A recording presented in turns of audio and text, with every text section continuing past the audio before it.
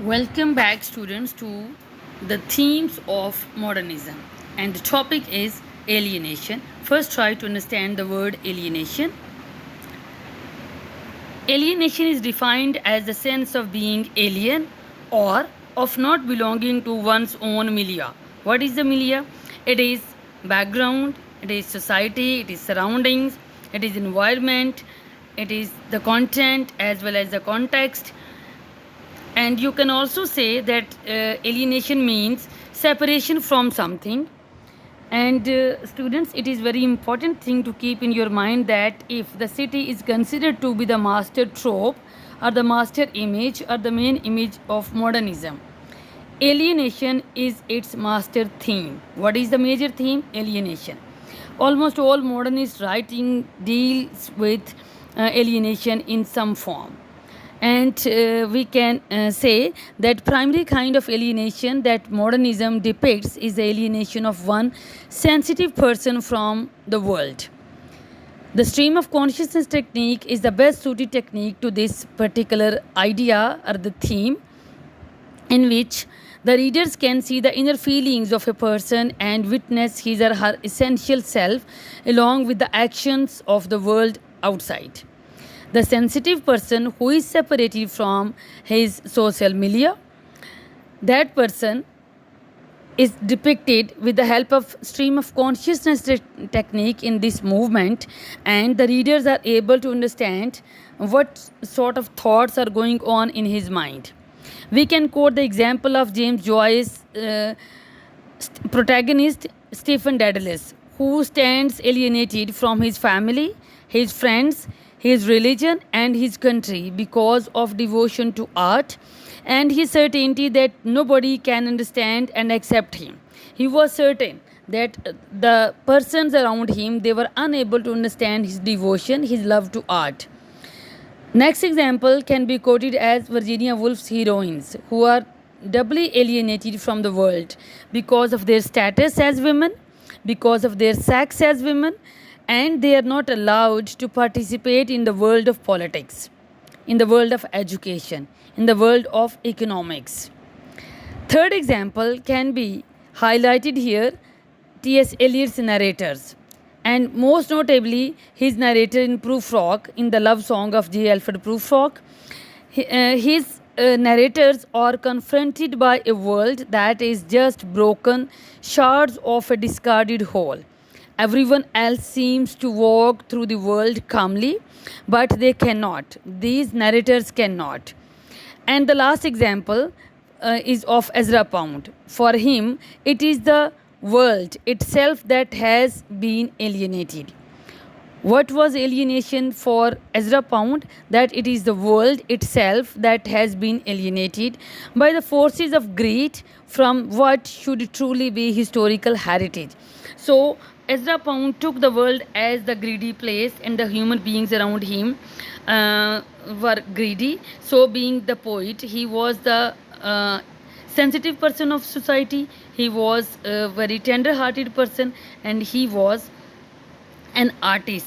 That's why he defined alienation as that the world has been alienated itself. Next theme is the presence of the past.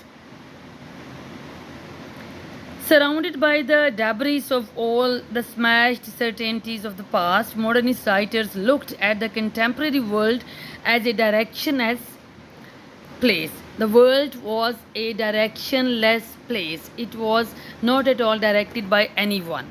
Without center or certainty, this world was considered to be centerless and uncertain place to be lived over there. These past certainties, although oppressive and constructed on specious values, were at least some kind of foundation for the world. The modernist age set out to break apart these certainties. For example, World War I then finished the job and horrified the world by demonstrating what humanity was capable of. The main thing that was the World War I, which constructed human beings as that they were incapable of all those certainties which were considered to be the important part of past or the history. Writers in the modernist age often felt that they were at the end of history because the modernist poems and novels often incorporate and mix together huge swaths of history.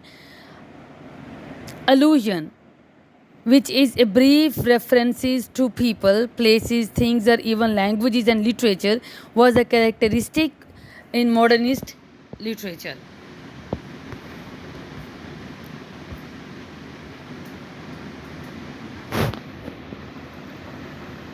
So, allusion was a characteristic in modernist technique for including history, partly because of their profound uneasiness in the modern world. Modernist writers alluded constantly to the past. Most of the time, the the poets highlighted different heroes of the past in their poetry. They just wrote the names to relate some sort of present age with history. That was an illusion on their part. This is not to say that the modernists were uncritical admirers of the past. We can quote the name Ezra Pound and the poem Hugh Sloane Moberly.